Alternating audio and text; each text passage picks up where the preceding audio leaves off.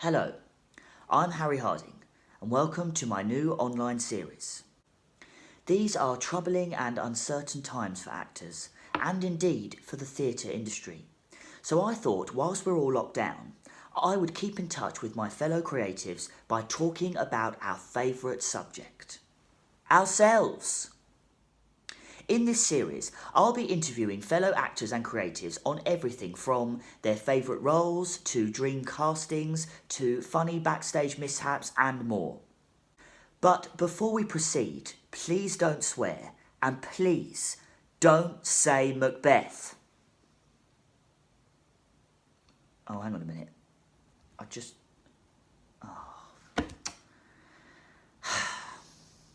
Cue the titles.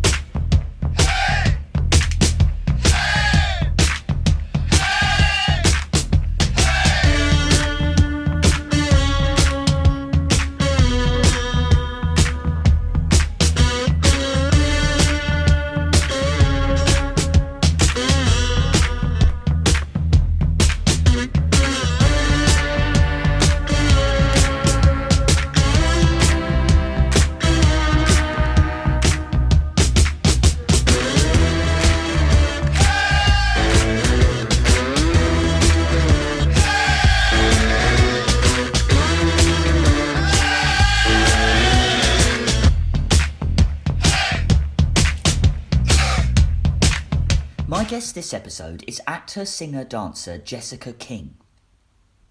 Jessica is an actor and musical theatre performer from Hertfordshire and is currently teaching drama, singing and dance. She trained at the Italia Conti Academy of Theatre Arts, graduating in 2017 with a Level 6 diploma in musical theatre, where she was awarded with the Top of the Year in Acting award. Since graduating, Jessica has been involved in multiple productions, performing all over Hertfordshire, in London and at the Edinburgh Fringe Festival in 2018. She recently returned from a professional tour of the Gin Chronicles in 2020 with Interrupt the Routine, performing on the Indian Ocean on a seaborne cruise ship. Jessica, welcome to the show. Hello. Hello, please don't swear and please don't say Macbeth. Okay. First of all, I'd just like to ask you, how are you doing? I'm a teacher and an actor, so it's a very interesting time. But I'm managing to do some online teaching, some of my classes over Zoom and stuff. So that's good that I'm able to kind of do that and still see the kids that I teach normally. Mm-hmm. Acting-wise is obviously very quiet at the moment. I have been fortunate enough to film a couple of things. I'm involved in an independent film at the moment. And so I've been able to do a couple of scenes at home. One was a voiceover and the other was a scene that I could shoot. So I've been able to do a couple of things, which is nice. But otherwise, it's a bit quiet. Are you allowed to tell us what these feature films are? We have already had one exclusive on the show, so that wouldn't be unusual. I can tell you it is a film trilogy called The Scowling Dusk. So it's 3 different films. I'm not allowed to tell you much more than that, I'm afraid. But it is on Twitter, so you're welcome to go on Twitter and see some screenshots of filming and stuff. But it's an ongoing project that I'm a part of, and I'm able to continue it in lockdown, which is nice. That is fantastic. So you trained at Italia Conti Academy of Theatre Arts. I did. What would you say was your fondest memory of your training? Oh my goodness. Well, I was there for 4 years, so there are a lot of memories in those times. There was a moment in my second year where you were able to choose an option class. So on a Thursday you could either choose the acting option, the singing option or the dance option, just to give you a kind of 2-hour class in your chosen subject. So I chose the acting option, and I very much went into college as a kind of dancer and singer predominantly.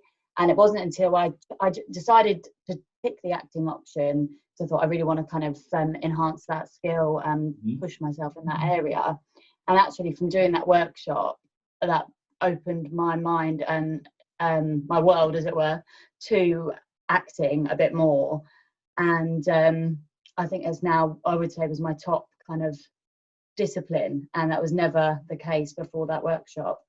And we just did, it was having the 2 hours, and there was only about 6 of us that took this option. And so we'd be 2 hours in the studio, and every week we would just do stuff. And my teacher, Louise Fitzgerald, she just every week would bring random things into the room, random ideas. And at the beginning of the 2 hours, we'd be like, what is this? Like, why are we doing this? Like the one week, we brought in bamboo sticks, and everyone had a bamboo stick. Yeah. And you're like, okay. And we start kind of using the bamboo sticks in different ways. And by the end of the lesson, we've developed new acting kind of capabilities and things that we never thought would come just from a bamboo stick. But yeah, that class was definitely a significant thing. And I definitely use a lot of skills I learned in that particular workshop now, which is cool. That sounds adventurous and exciting. It was. It reminds me a bit of Mr. G from Summer Heights High, bringing random items into the class and just creating. Literally. we started by balancing the bamboo sticks on our head, I seem to remember, like obviously long ways, and walking around trying to balance them. And then all of a sudden we had to remove them and replicate the way we were walking. And it then gave it a whole new feeling of, now imagine you're in a hot country or something. And the way we were walking was then an acting exercise rather than balancing bamboo. But it had come from that. I mean, we've all had moments in our training where we felt like a complete idiot and thought, what am I doing? You're standing there like pretending to be a tree. You're like, what have I got to let myself in for? Yeah. But it's always for a reason, and it always goes on to something else. And then you're like, whoa, got it. Exactly. It is always for a reason. Okay, so out of all the characters that you've ever portrayed in your career, who would you say was your favourite and why? I think I'd have to say when I played Mary Read in a show called Care Not, Fear Not, which was based on the Irish pirate Anne Bonny, and I played her kind of best friend. But Mary, these are all real people, and Mary lived in a world, it was a kind of, think Pirates of the Caribbean era. Right. And when women weren't allowed on ships because it was deemed unlucky. And so Mary was a woman who disguised herself as a guy and went under the persona of Mark Read on this ship. And she meets Anne along the way. And I think she was my favourite part to play because she was a real person. So I think being able to kind of research into the character and actually know that it was someone that actually lived was quite fun. And she's a pretty strong woman because obviously she starts off portraying herself as a guy. So I got to kind of play Mary playing Mark. And she's just as strong and tough as everybody else. And then it is then revealed at some point that she is a woman.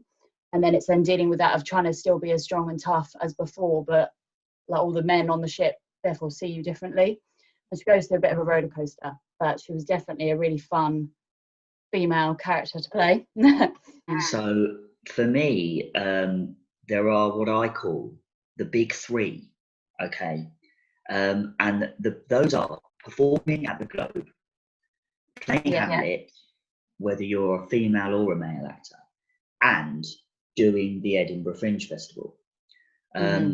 So having done one of my big three, what was that experience like? I was only there for 2 weeks of the Edinburgh Fringe when I was up there, and our show was at 10 o'clock at night.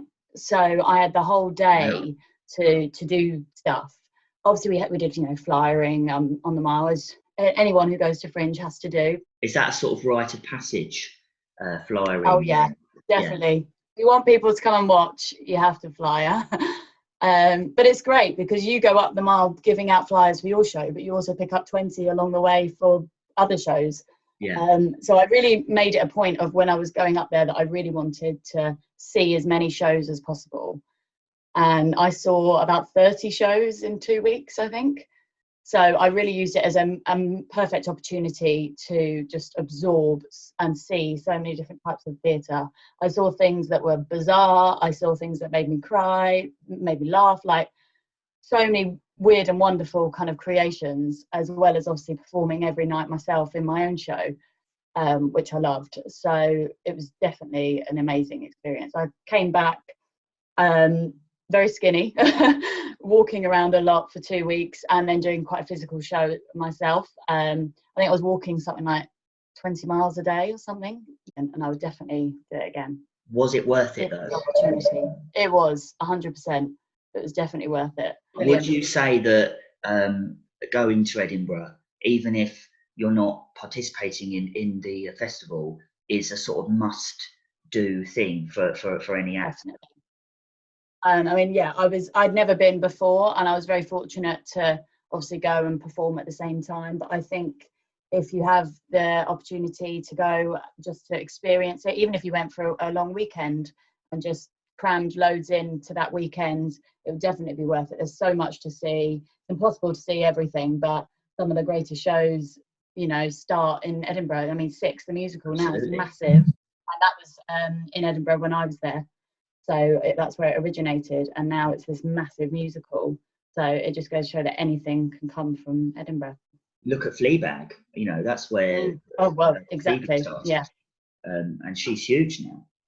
So, yeah. And she didn't think anything would come of that. It was just a one-woman show that she did, and yeah, exactly. 2 series down and an amazing show. Like, yeah. And now she's writing Bond movies. So I know. That's quite madness. A leap. It really is, yeah. So you've just come back from a professional cruise ship tour of the Gin Chronicles on the Indian Ocean. I know, as you do. As you do, yeah. Well said. So how was that in comparison to more conventional tours that take place on dry land? Yeah. Well, it was my very first time on a cruise. So the show, The Gin Chronicles, I did a production of it at Christmas up in Birmingham, and then was invited to take the show onto cruise liner. So we went on the Seabourn Sojourn, which was a very grand ship. And so they have in-house entertainers who are there all the time. And then they have guest entertainers who come on for the week and do a couple of shows in the week, and then they go off again. And our show was a bit of an unusual one to take onto a ship. When we were speaking to the guests prior to performing, they were like, "You're doing a play?" Because they're so used to having singers and comedians, that actually taking a play on board was really unusual. So the Gin Chronicles is like a comedy style radio show. So I think kind of 1930s radio show, and we have live Foley. So we do live sound effects within the show, and all 4 actors multi-role. So there was lots of different characters, lots of different accents, and switching between your parts really quickly. So it's good fun. Sometimes you even have conversations with yourself. So there's your French character and your American character, and you're kind of having a chat with yourself, which is interesting. I mean, hopefully we'll get to do it again. This was first time on a ship for the Gin Chronicles, and if it was well received, which we hope it will be, and we might be able to go back on in the future. Maybe if not that ship, on another one, but something that we're trialing, and the guests seem to enjoy it. So it was good. It was a real challenge actually, because the style of the show is almost kind of Monty Python in places with its humour, and the majority of the guests on Seabourn cruises are American.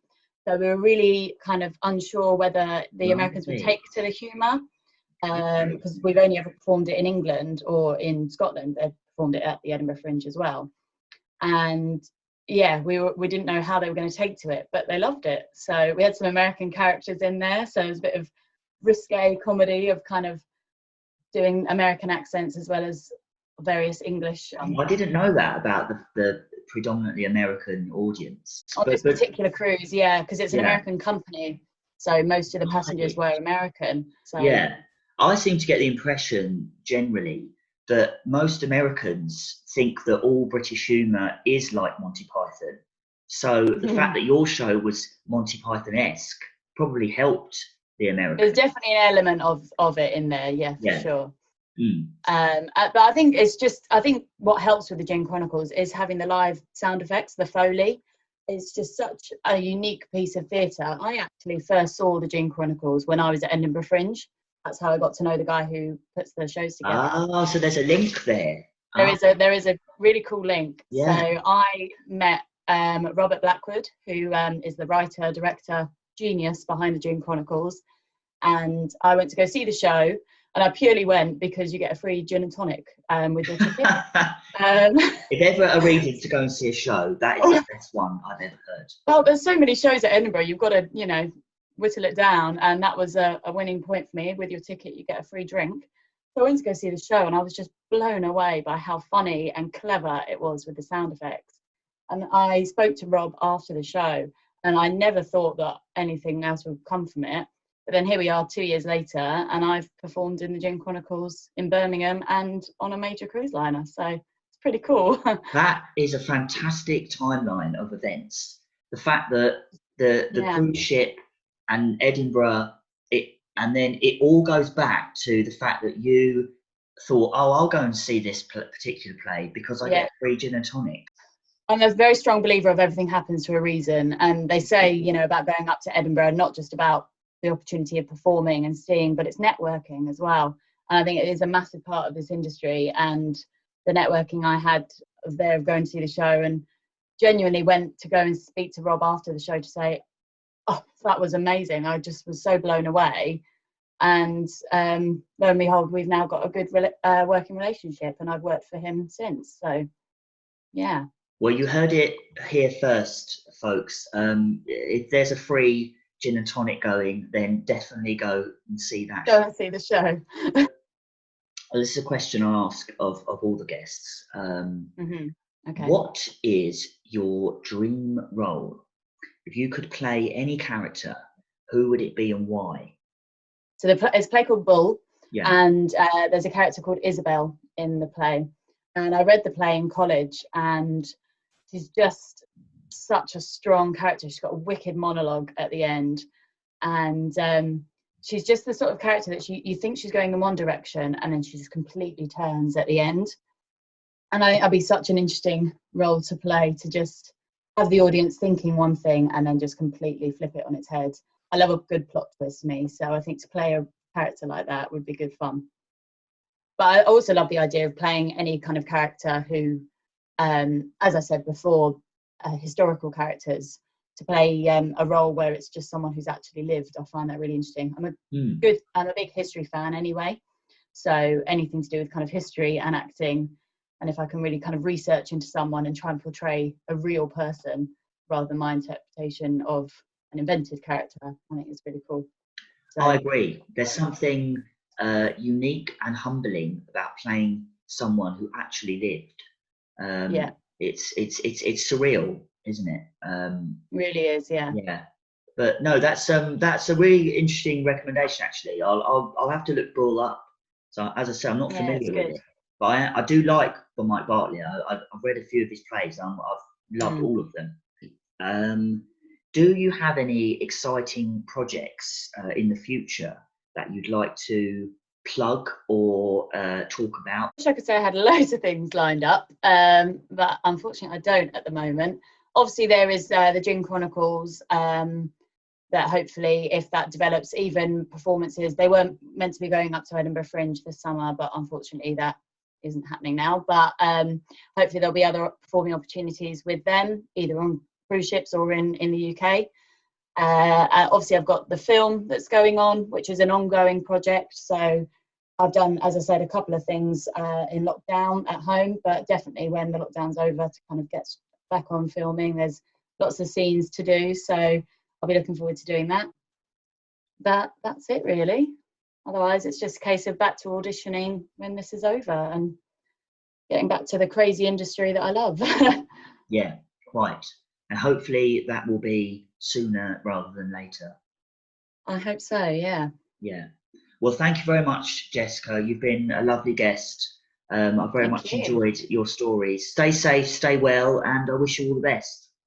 Thanks, Harry. You too. Thanks All for right. having me. You're most welcome.